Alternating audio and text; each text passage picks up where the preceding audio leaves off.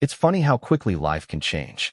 One moment, everything feels normal, and then, without warning, you're thrown into a chaos that shakes everything you thought you knew. It was a regular Friday night, and I was sitting on the couch in my living room, staring at the flickering lights from the TV. My wife, Violet, had just gone to bed. Mia, our 4-year-old daughter, was already asleep. And for a brief moment, everything felt peaceful. But that night, I couldn't shake the feeling that something was wrong. It wasn't the kind of thing that you can easily explain. It wasn't a loud argument or a noticeable event that set things off. It was something quieter, something in the silence. The way Violet had been looking at me lately, her gaze just a little too distant. The way she'd been brushing off my attempts at conversation. She'd become withdrawn, distracted. And I, being the type to avoid confrontation at all costs, decided to ignore it. But that night, I couldn't anymore. I had the distinct sense that I was missing something. A key piece of information that, if I could find it, would unlock the truth. But I had no idea what that truth was. The feeling was unbearable. As I sat there, I replayed the events of the last few weeks in my head. Small things, really, things I should have noticed sooner. There was the strange tension at dinner one night when Violet went quiet every time her phone rang. I'd caught her glancing at it more than once, eyes flicking nervously before she'd quickly put it back down, as if she were hiding something. I tried to shrug it off. She had her work, her own life outside of our family. But the cracks were starting to show. And then there was the comment she made a few days ago. It was so small, so insignificant on the surface, but it stuck with me like a splinter I couldn't get out. "Maybe she's not really yours," she'd said, almost nonchalantly, while we were talking about Mia's school project. "She looks so much like your cousin, doesn't she?" It wasn't the first time Violet had said something like that, but this time, the words hit me in a way that I couldn't ignore. My cousin. I could feel the blood drain from my face. She'd never mentioned anything like that before. Why would she say something so out of place, so random? And that was the moment it started. The thought that I couldn't push away no matter how much I tried. What if Mia wasn't mine? It was a thought I couldn't control, a nagging suspicion that grew every time Violet seemed too distant or every time I noticed little things that didn't quite make sense. Maybe it was paranoia, maybe it wasn't. I didn't know. But that night, something snapped inside me. I had to know the truth. So, after Violet went to bed, I grabbed my phone. I wasn't proud of it, but I started going through her messages. I had no idea what I was looking for, but I knew I had to start somewhere. I checked her texts, her emails, and even the apps I knew she used to communicate with friends. There were no incriminating messages, no obvious signs of an affair, but something caught my eye. A text from an unknown number. It was simple, unassuming. "I can't wait to see you again. I'll be thinking about you tonight." My heart skipped a beat. My first instinct was to dismiss it. Maybe it was a mistake, maybe it wasn't anything. But deep down, I felt the sickening feeling that it was something more. My mind raced. Who was this? Why was Violet hiding it? I sat there for a long time, staring at the screen, my fingers frozen on the phone. Every part of me wanted to turn it off, to stop looking. But I couldn't.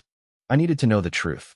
I went back to the message thread and saw it was from a number that wasn't saved in her contacts. I did what I had to do next. I copied the number and, without thinking, did a quick search online. My stomach churned as I scrolled through the search results. There was nothing that stood out. No social media accounts, no immediate hits. But then I found something that made my blood run cold. A name. The name of someone I recognized. It was someone from our past. Someone I had once called a friend. Someone I hadn't spoken to in years. Max, Violet's ex-boyfriend. I couldn't breathe. The next few minutes were a blur. I couldn't think straight. I had to confirm it. I had to know if this was real or if my mind was making things worse than they were. I did something I never thought I would do. I called Max's number, using a private line so he wouldn't see my number. He answered after a few rings. His voice, low and slightly surprised, came through the speaker. "Hello." I froze, the words stuck in my throat. I didn't know what to say, what to ask. I couldn't bring myself to ask if he and Violet were still involved. But I had to know. "Who is this?" he asked, a hint of annoyance in his tone. I hung up. I couldn't speak. I couldn't process what I'd just done, what I'd just discovered. I sat in the dark, staring at the screen of my phone, trying to make sense of everything. But all I could see was that one message from Max. "I'll be thinking about you tonight." And that's when the panic hit me. Because if there was one thing I knew for sure now, It was that Violet had been hiding something. Something bigger than I was ready to face. I didn't sleep that night. The feeling of betrayal, of not knowing the truth, kept me awake. And deep down, I knew I was about to uncover something I wasn't sure I could handle. I didn't sleep that night. I couldn't. Every time I closed my eyes, my mind played out scenarios, some wild, some impossible, but all too real. My head spun with the message, with the name I'd uncovered, and the gnawing fear that I was on the verge of discovering something far worse than I had ever imagined. I tried to push it out of my mind, to dismiss the sinking feeling that something wasn't right. But the truth was, I knew deep down that I had crossed a line, and there was no going back now. The next morning, I woke up with a headache. Violet had already left for work, and Mia was at daycare. I was alone in the house, which gave me a sickening kind of freedom to investigate. I hated myself for it. I had never been the type of person to go through someone's things, especially not Violet's. But the thought of being lied to, of being kept in the dark, was suffocating. I had to know the truth. I started with Violet's phone again. I knew it was wrong, but I couldn't stop myself. I couldn't just let it go. The message from Max still lingered in my mind, like a dark cloud I couldn't shake. I needed to see if there was more, if there were any other signs that could explain what was happening. I went back through her texts, scrolling through months of conversations, looking for anything that might explain the strange distance between us lately. I didn't find anything at first, just the usual back-and-forth messages with friends and family, the occasional conversation about Mia, things I had seen before. But then, just when I thought I'd reached the end of the line, I came across something. It was buried deep, in the middle of an old thread I hadn't noticed before. It was another text from Max. And this time, it wasn't just a harmless, "I'll be thinking about you." This one was different. This one made my heart stop. "We need to talk about last night. I can't stop thinking about you." My chest tightened, my breath caught in my throat. This wasn't just a casual message. This was something more. And as much as I hated myself for doing it, I couldn't help but keep going. I couldn't stop. I had to know the depth of the lie I was living. The more I read, the worse it got. There were messages going back weeks, months even, that I had never seen. Messages I couldn't believe I hadn't noticed before. They were there, hidden in plain sight, disguised as nothing more than friendly banter. But now, with the context of Max's name and the things I had uncovered, I could see it all clearly. And there was one message in particular that made my stomach turn. "I miss you more than you know. What we did that night. I don't think I can forget it." The room seemed to close in around me. I felt like I was suffocating.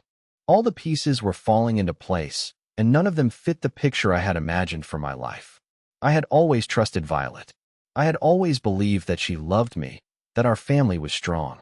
But now, I didn't know what was real anymore. I put the phone down, my hands shaking. I couldn't look at it anymore. I couldn't bear to read another word, to uncover more of the betrayal that had been happening behind my back. But as much as I wanted to shut it all out, I knew I couldn't. I had started this, and now I had to see it through. The next few hours were a blur. I couldn't focus on anything. The only thing that kept running through my mind was the question, why? Why had Violet been hiding this from me? Why had she been sneaking around with Max, someone from her past? And more importantly, what was I supposed to do now? I thought about confronting her. I thought about walking into the house that night and demanding the truth. But a part of me knew that wasn't the answer. If I confronted her now, I wouldn't be able to control what came out of my mouth. I wouldn't be able to keep the hurt, the anger, the betrayal from spilling over. And I knew I had to be careful. Because if there was one thing I'd learned in the past few hours, it was that everything I thought I knew about Violet, about our relationship, was a lie. The more I thought about it, the more I realized that I couldn't confront her yet. I needed to be smarter than that. I needed to gather more information, to be sure of what was really going on before I said anything. Because once I confronted her, there was no going back. But the problem was, I didn't know where to start.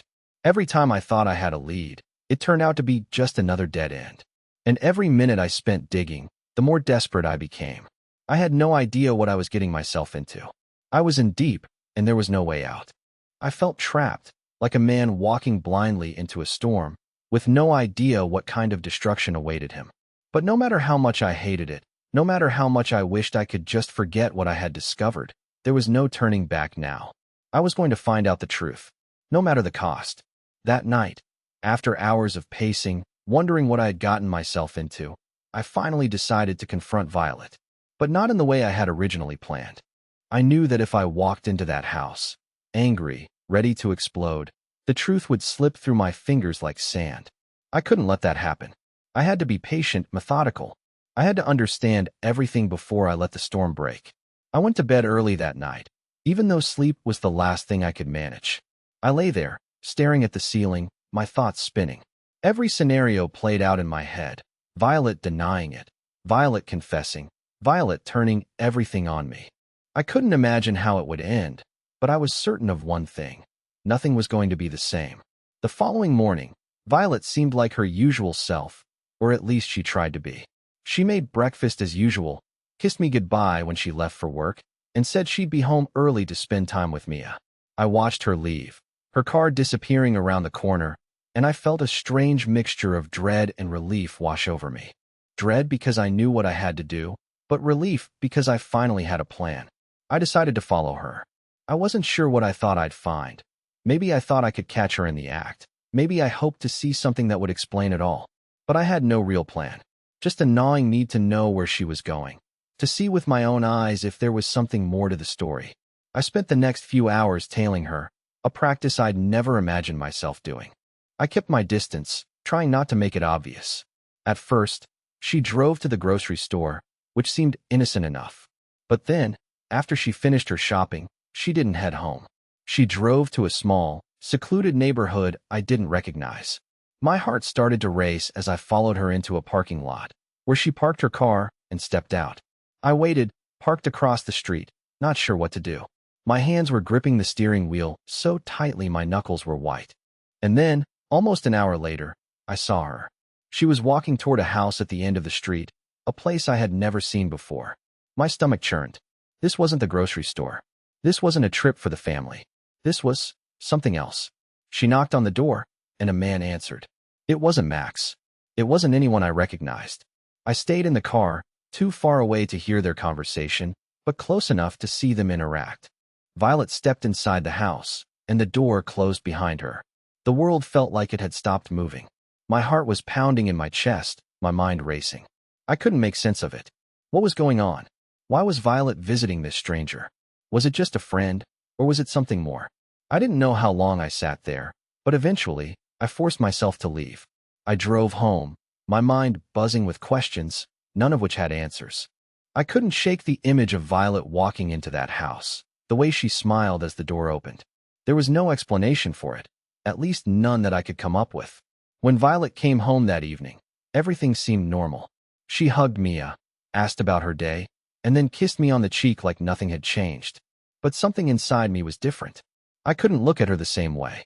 I couldn't pretend that everything was fine. I spent the evening trying to act normal, trying to keep the anxiety from showing on my face. But it was impossible. I could feel the tension between us, the unsaid words hanging in the air like a heavy fog. When Mia finally went to bed, I found myself standing in front of Violet, the truth still choking me, desperate to get out. My mind screamed at me to ask, to confront her, to demand answers. But instead, I found myself doing nothing. I couldn't speak. The silence stretched on for what felt like hours. Violet looked at me, her expression softening. "What's wrong?" she asked, her voice gentle, like she was trying to read me, to figure out what was eating at me. But I couldn't bring myself to say anything. Instead, I nodded and forced a small smile, hoping she wouldn't see through me. I turned away, retreating into the living room, desperate to hide my fear, my pain. The next few days passed in a blur.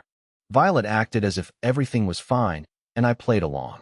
I did what I always did, went to work, came home, ate dinner, and pretended like I didn't have this dark, gnawing feeling in the pit of my stomach. But every time Violet smiled, every time she kissed me goodnight, I couldn't shake the feeling that I was living a lie. It wasn't until a week later that I finally got the confirmation I needed. It wasn't from Violet, though. I didn't confront her directly. No, that would have been too easy. The truth came from someone else entirely. I was at work when I received a message from an unknown number. It was a text, and it simply read, "Ethan, I think it's time you knew. What you've been suspecting is true. Violet is having an affair, and you've been kept in the dark for too long." The message was signed with a name I didn't recognize. And the message contained one final line that made my blood run cold. "I'm the man she's been seeing. And I'm not the only one." I dropped my phone. My heart raced, and I felt the floor beneath me begin to give way. This was it. The confirmation I had been dreading. But now that I had it, I realized something.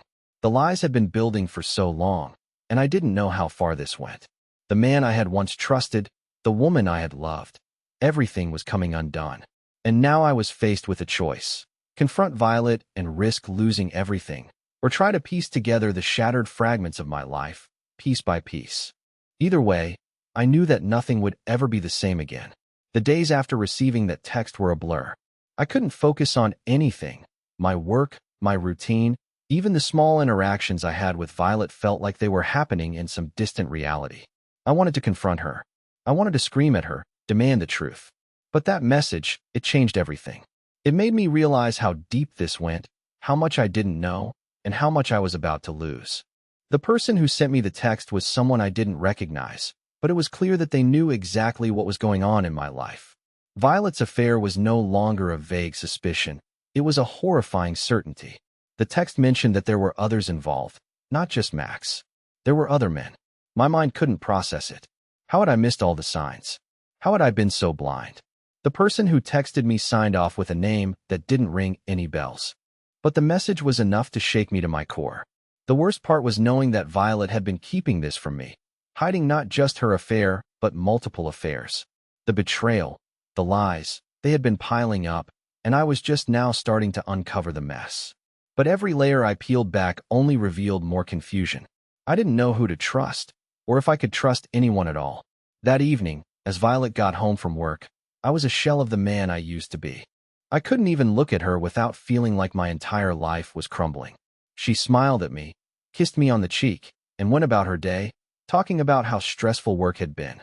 She had no idea that I was sitting there, consumed by the truth I had uncovered. I had to make a decision. I could continue playing the part of the oblivious husband, pretending everything was fine, or I could confront her. The question was, what good would it do? I wasn't sure I could handle the truth. But I couldn't live in the dark anymore. I couldn't ignore the signs. Something had to give. The following morning, I woke up with the same dread gnawing at my gut. Violet had already left for work, and Mia was at daycare. I felt a strange mix of relief and anger as I sat in the silence of the house. I knew this couldn't go on any longer. I had to find out everything, once and for all. I decided to take matters into my own hands. I had been patient long enough. I couldn't keep waiting for Violet to confess, or for some stranger to spill the truth to me. I needed to confront her, but I needed to do it carefully, without tipping her off too soon. I had learned that much already. Everything was about control, timing, and knowing when to strike. The plan I came up with was simple, but it felt almost like an act of betrayal in itself. I knew Violet's routine better than anyone. I knew when she'd be gone, when she'd be at work, and when I could have access to her things. She was meticulous about keeping her phone out of sight, but I had learned a few tricks over the years. I waited until she left for work again that morning before slipping into her study. It felt wrong, like I was trespassing in a place I didn't belong, but I had to know. I had to find something, anything, that would explain why she'd been lying to me for so long. I started with her desk, going through the papers she kept neatly arranged. Nothing. It was all bills, receipts, and the usual clutter that anyone would have. I moved on to the drawers, hoping there was something I had missed before.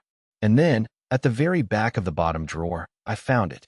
It was a small, leather-bound notebook, well worn at the edges.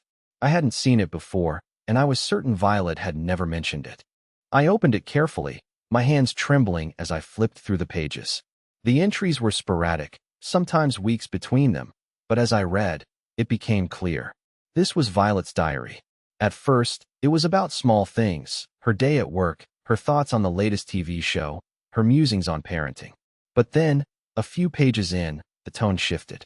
The entries became more detailed, more personal. And then I came across a section that made my blood run cold. The entries were about Max. There was no ambiguity. Violet had been seeing him again. The writing was passionate, filled with regret and longing. She spoke of their past, the chemistry they had shared, and how she had always been unable to fully let go of him. But it didn't end with Max. It was clear that their affair wasn't the only one. There were other names, names I didn't recognize, but the emotions in the writing were undeniable. Violet had been cheating on me, and not just with one person. It was a pattern, a betrayal that had gone on for months, maybe even longer, and I had been too blind to see it. The notebook fell from my hands as I sat there, my head spinning. The realization hit me with full force. Everything that had felt off, every strange look, every moment of distance between us, it was all coming together now. Violet had been living a double life, and I had been a fool to not notice sooner. The man I thought I knew, the woman I thought I loved, were both strangers to me now. I couldn't sit there any longer. I needed to confront her, but I wasn't sure how to start. How could I look her in the eyes after everything I had just read? How could I ask her for answers when the truth was already staring me in the face? The clock was ticking. I knew that the longer I waited, the harder it would be to make sense of everything. But now, more than ever, I understood one thing. The person I thought I knew was gone, and there was no going back from here. I had to face Violet, and I had to do it soon. Because this time, there were no more excuses. No more lies. Only the truth. The day after I found Violet's journal, I didn't know what to do. I couldn't focus, couldn't breathe properly, couldn't shake the overwhelming feeling that my life was slipping through my fingers. The house felt like a pressure cooker, and every second that ticked by only made it worse. I was seconds away from losing control. The lies, the secrets, they all piled up in my mind, and I couldn't stop thinking about how everything I thought I knew was crumbling. I spent the entire morning pacing, trying to find the right words to say, imagining how the confrontation would go. I'd been rehearsing in my head for hours, but no matter how many different scenarios I came up with, I couldn't figure out what would make the truth come to light without destroying everything in its path. By the time Violet came home that evening, I was already sitting at the kitchen table, the very same spot where we used to share meals and talk about our days. The one place where we had been a family, together, without all this weight hanging between us. When she walked through the door, she smiled at me, asked me about my day, but I couldn't muster the strength to reply. Not this time. There was nothing I could say that wouldn't feel like a lie. I had already read everything in that journal. I had already seen the depths of her betrayal. Violet noticed the tension in the room almost immediately. She frowned, her smile faltering. "Ethan, what's going on?" she asked, her voice soft, but I could hear the underlying worry in it. She probably had no idea that this was the moment where everything would change. This wasn't just another disagreement, another miscommunication. This was the moment the mask would fall. "I found something today," I said, my voice hoarse. The words felt strange coming out of my mouth, like they didn't belong to me, like I was watching myself speak from somewhere far away. "Something I think you need to explain." Violet's expression shifted, just slightly, but it was enough for me to see the flicker of panic in her eyes. She tried to cover it, tried to smooth it over with a laugh, but it was too late. I had already seen the truth. "What do you mean?" she asked, stepping closer to me, her tone laced with concern, but it felt too practiced, too rehearsed. I didn't answer immediately. Instead, I grabbed the journal from the table and threw it in front of her. I watched her eyes widen as she saw the worn, leather cover and immediately understood what it was. Her breath hitched. For a moment, she didn't say anything. She just stared at the journal, then at me. Her face went pale. "Ethan, please." Her voice was strained now, and I could see the panic in her eyes growing. I could feel my heart pounding, the weight of the moment pressing down on me. "How long, Violet?" I asked, my voice steady despite the storm inside me. "How long have you been lying to me? To us?" She opened her mouth, but nothing came out. For the first time, I saw her completely at a loss for words. She seemed to be searching for something, an excuse, a justification, anything, but nothing came. And in that silence, everything fell apart. Finally, she took a shaky breath and spoke, her voice barely above a whisper. "Ethan, I didn't mean for it to happen like this. I never wanted you to find out like this." "Then how did you expect me to find out, Violet?" I spat, my voice rising despite myself. Was I supposed to just keep living in this lie, pretending everything was fine, while you were out there with other men? Behind my back? Behind Mia's back? Tears welled up in her eyes as she dropped her gaze to the journal, unable to meet mine. "I'm sorry," she whispered, and her voice cracked. "I'm so sorry, Ethan. You have no idea how hard this has been." I could feel the anger rising, the betrayal flooding through me. "Hard? You think it's been hard? For you? Try living with the constant doubt, the nagging feeling that something was wrong, but not knowing what. Try living with the idea that your wife, your partner, has been lying to you for months, for years. Violet shook her head, her hands trembling. It wasn't like that. I didn't. Then what was it like? I interrupted. Tell me, Violet. What was this? What were you doing with Max and the others? What was I to you all this time? A convenience? A safety net? Were you just waiting for the right moment to throw it all away? Her face crumpled in anguish. She took a step back, her hand going to her mouth, like she was trying to stifle a sob. I could see that she was torn between the truth and whatever she had been holding back for so long. The truth was too much to bear, even for her. I don't know what to say, she whispered. I didn't want to hurt you. I didn't want it to go this far. But it did, I said coldly, my words cutting through the silence like a blade. It did go this far. And now we're here. And I need to know why. Why, Violet? She collapsed into the chair across from me, her face buried in her hands as she cried. I stood there, frozen, not knowing what to do. Part of me wanted to go to her, comfort her, make things right, but I couldn't. Not after everything I had learned. Not after seeing the truth in front of me. I'm sorry, she repeated over and over, like those words could undo everything that had happened. I never meant for this to happen. I didn't want to lose you. You already did, I said, my voice barely audible. You already lost me. She looked up at me, her eyes wide, searching for something in mine, anything that would give her hope. But there was nothing. The trust was gone. The love was gone. And what was left was an empty shell of what used to be a marriage. The silence that followed was suffocating. I didn't know how long we sat there, but it felt like hours. I was trapped in a storm of emotions, hurt, anger, confusion, but most of all, I felt empty. The person I thought I knew, the person I thought I could trust more than anyone, had shattered before my eyes. And all I could do was watch. There was no going back from this. The truth was out, and it was ugly. Violet was still crying, but I couldn't find the words to comfort her. The betrayal was too deep, and the distance between us felt too vast. My mind was spinning, my heart breaking, but I couldn't bring myself to say another word. I stood up and walked away. There was nothing more to say, nothing more to do. It was over. The days that followed felt like I was walking through a fog. Every part of me was numb, disconnected, as if the world around me had shifted into a different reality. The house, our house, felt suffocating. I didn't know where to turn. I didn't know how to move forward, and I couldn't figure out how I was supposed to face Violet again after everything that had come to light. The confrontation had shattered something inside me, something that could never be repaired. Violet tried to talk to me. She tried to apologize, to explain herself, but I couldn't hear her words. They were empty now, meaningless. I couldn't believe anything she said, not after reading her journal, not after seeing the texts, not after knowing what had been happening behind my back. She was no longer the woman I had married. She was a stranger, someone I didn't even recognize. At night, I would lie awake, staring at the ceiling, my thoughts spinning. I thought about Mia, about how her life was about to change forever. What would this do to her? How would she understand what was happening? I couldn't bear the idea of her being caught in the crossfire of our broken relationship, but I knew I couldn't keep living this lie for her sake. The truth had to come out.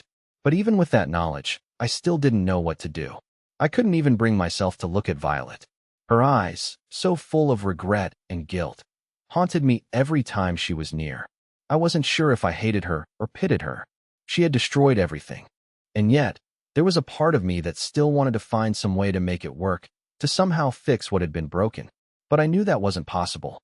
Not anymore. A week passed in a blur. Violet stayed in the guest room, and I barely spoke to her. We went through the motions of daily life, but the air between us was thick with tension.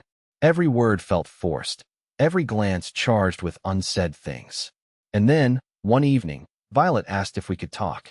I was sitting on the couch, trying to watch TV, but my mind was elsewhere. I hadn't even noticed her standing in the doorway until she spoke. Ethan, please, can we talk? I didn't look at her.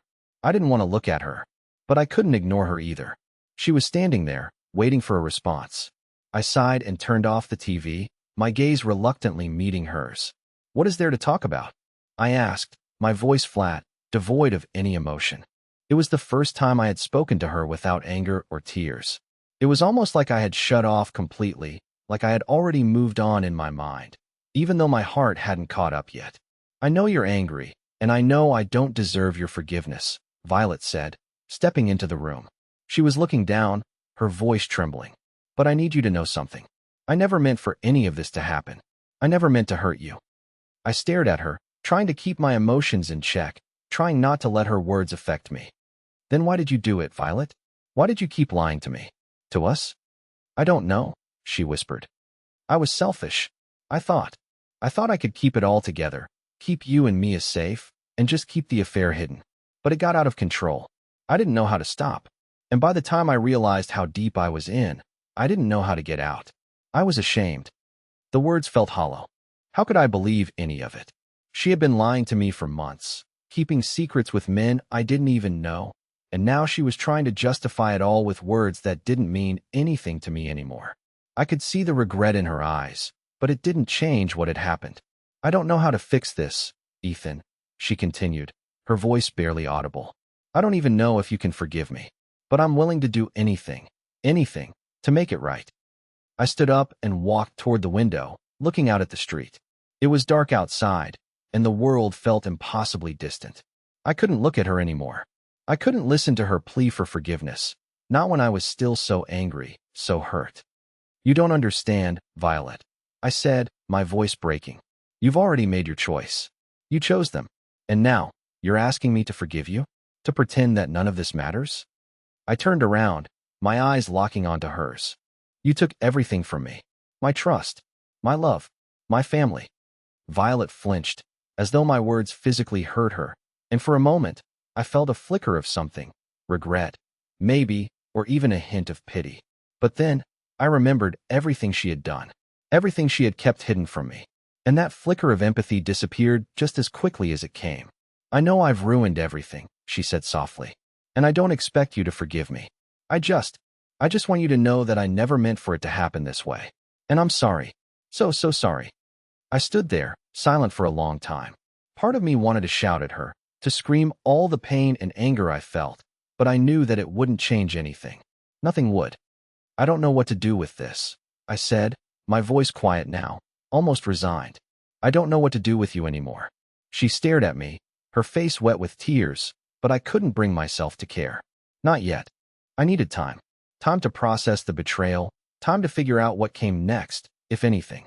Violet left the room, leaving me standing there in the silence. I felt the weight of the world pressing down on me. This wasn't just about a broken marriage. This was about everything I had built, everything I had believed in. And now it was all gone. I could feel the pieces of my life falling apart, and I didn't know how to put them back together. The person I thought I knew, the woman I had loved, was a stranger. And no matter how many apologies she gave, no matter how many promises she made, I wasn't sure I would ever be able to trust her again. The future felt uncertain, like I was standing at a crossroads with no clear path ahead. The only thing I knew for sure was that I had to find my way out of this mess. But I didn't know how. And that scared me more than anything. The days stretched on like a never-ending nightmare. I moved through my routine on autopilot, barely interacting with anyone, barely feeling anything at all. Violet was still there, still trying to fix things, but I couldn't bring myself to look at her without a deep, gnawing sense of betrayal flooding my chest. Every word she said felt rehearsed, every apology seemed hollow. I couldn't tell if it was because she was truly sorry or because she was just trying to salvage whatever remained of her own guilt. The truth was, I couldn't trust her anymore. The connection between us was gone, lost in the wreckage of her lies and deceit. I spent more time at work than I ever had before. Not because I was passionate about my job, far from it, but because it kept me busy. It kept me away from her. And for that, it was a welcome distraction. The late nights at the office became a routine, and each time I left the house, I felt a tiny bit of relief. But it was always temporary. I knew, deep down, that nothing would truly change until I made a decision. I had to face Violet. I had to figure out what came next for both of us, if there even was a next. The only time I really thought about the future was when I was alone with Mia.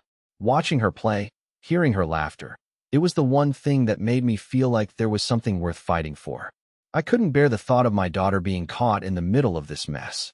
But even then, I could feel the distance growing between Violet and me. And every time I looked at Mia, it made me question everything. Would we be able to keep this family together? Could I even pretend to be happy for her, knowing what I knew? Violet tried, desperately, to show that she was changing. She'd pick up Mia from daycare, offer to cook dinner, ask me how my day had gone.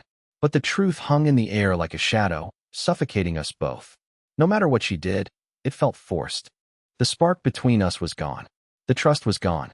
And, deep down, I knew that no amount of effort would ever bring it back. One evening, after another attempt at a normal dinner that ended in silence, Violet said something that hit me like a punch to the gut. She sat across from me, her face pale, her eyes red from crying. "I'm sorry," she whispered again. But this time, it wasn't just another apology. This was something different. She was breaking. And in that moment, I saw the woman I used to love, the one I had once thought I could never live without, fall apart before me. "I don't know how to fix this, Ethan," she said, her voice barely audible. "I don't know how to fix me." I was frozen. Part of me wanted to reach out, to comfort her, to tell her that maybe things could still work. But the other part, the part that had been shattered by her lies, felt nothing but a deep, aching emptiness. I couldn't forgive her. Not yet. Not when I still felt the sting of betrayal. "You're right," I finally said, my voice cold and distant. "You don't know how to fix this, Violet. And I don't know how to fix me anymore, either." It wasn't just the words that hung in the air between us. It was the realization that we had both lost something important, that could never be regained. The more she tried to apologize, the more she tried to make things right, the more distant I became. There was no going back. No words could erase the betrayal I felt, and no amount of remorse could make up for the trust that had been broken beyond repair. But the worst part? I wasn't sure what I wanted anymore. Part of me wanted to walk away, to end it all, to sever the ties and never look back. But another part, one that had been buried deep within me, still clung to the hope that things could be different, that somehow we could rebuild. But the longer I stayed in that house, the more I realized that I was only lying to myself. That night, after Mia had gone to bed, I found myself alone in the living room, staring out the window into the darkness. I could hear Violet's soft sobs from the other room, but I didn't go to her. I couldn't. I couldn't let her have that power over me anymore. I was so tired of fighting, tired of pretending, tired of living in this purgatory between love and hatred. The truth was simple. I didn't know who I was anymore. I didn't recognize the man who had been so sure of everything, so confident in his life. That man was gone, and in his place was someone who had been betrayed, someone who had seen the lies and the secrets, and was now trying to pick up the pieces of a life that had been shattered. I stood up from the couch, unable to sit still any longer. I needed to do something. I needed to make a decision. I had been letting the days drag on, letting the pain fester without confronting it head-on. But I couldn't do that anymore. The time had come to face the truth of what I had become, to figure out what I wanted, and to decide if this broken marriage could ever be repaired, or if it was time to let go. I took a deep breath and walked toward the bedroom. Violet was still in there, her sobs muffled by the walls, but I couldn't hide from her any longer. It was time for the final confrontation. Time to make the choice that would either break us apart completely or force us to find a way to move forward, even if it meant starting over from nothing. I opened the door. She looked up at me, her eyes red, her expression a mixture of fear and regret. "I need you to be honest with me, Violet," I said, my voice steady. "We can't keep living like this. We can't keep pretending everything's fine when it's not. I need to know what you want, what we want." She looked at me, her lips trembling, as if she were trying to find the words. But after everything that had happened, after all the pain, I wasn't sure there were any words left to say. "I don't know," she whispered finally, her voice breaking. "I don't know what I want anymore either." And in that moment, I realized something. No matter what I chose, no matter what happened next, neither of us would ever be the same. The love we once had was gone, and no amount of apologies or regret would bring it back. The only question left was, what now? And the answer, I realized, was something I would have to figure out on my own. The days after that night were the hardest I had ever faced. Violet and I spent less time in the same room, each of us silently processing the wreckage we had caused. We were living in the same house, but we were two strangers passing each other in the hallways, speaking only when absolutely necessary. The weight of the silence was unbearable, but it was also necessary. We both needed to figure out what our lives had become, separately, before we could even think about finding a way to move forward together. But as time went on, something began to shift. The anger that had consumed me started to fade, replaced by something else. I wasn't sure what it was at first, perhaps acceptance, or maybe just the realization that I couldn't keep carrying the burden of resentment with me forever. I had to let go of the past, or it would destroy me. I had to find a way to forgive, not just Violet, but myself, too. The hardest part was admitting that I hadn't been perfect either. We had both made mistakes, and we had both failed each other in different ways. One evening, about a month after our confrontation, Violet sat down across from me in the living room. Her face was softer than it had been in weeks, and there was a quiet vulnerability in her eyes that I hadn't seen before. "I've been thinking a lot," she began, her voice hesitant, "about what we talked about everything. And I know I don't deserve your forgiveness, Ethan. But I want to be better.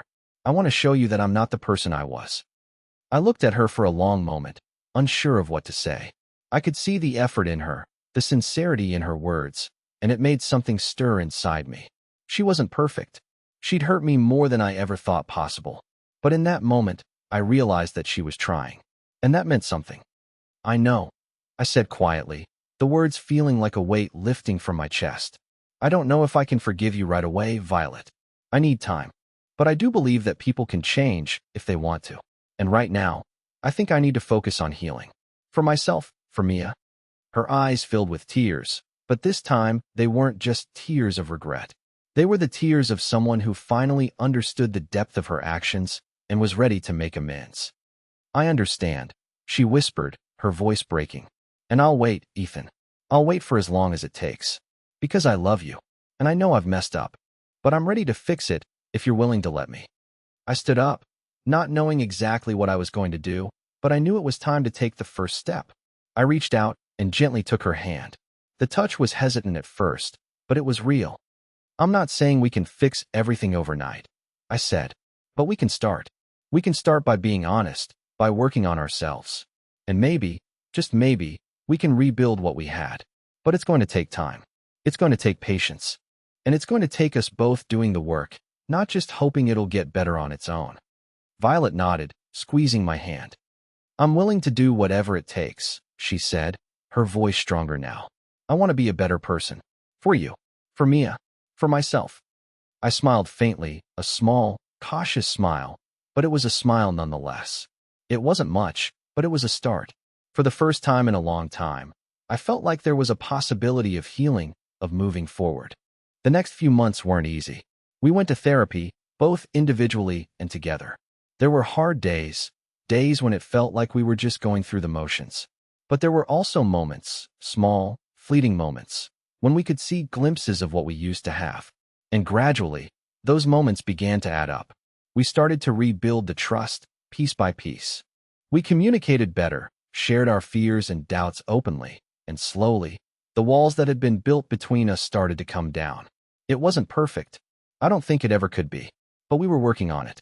We were learning to love each other again, in a new way, a more honest way.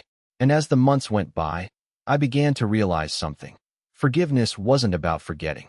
It wasn't about pretending the past didn't happen. It was about acknowledging the hurt, owning up to the mistakes, and choosing to move forward despite it all. And so we did.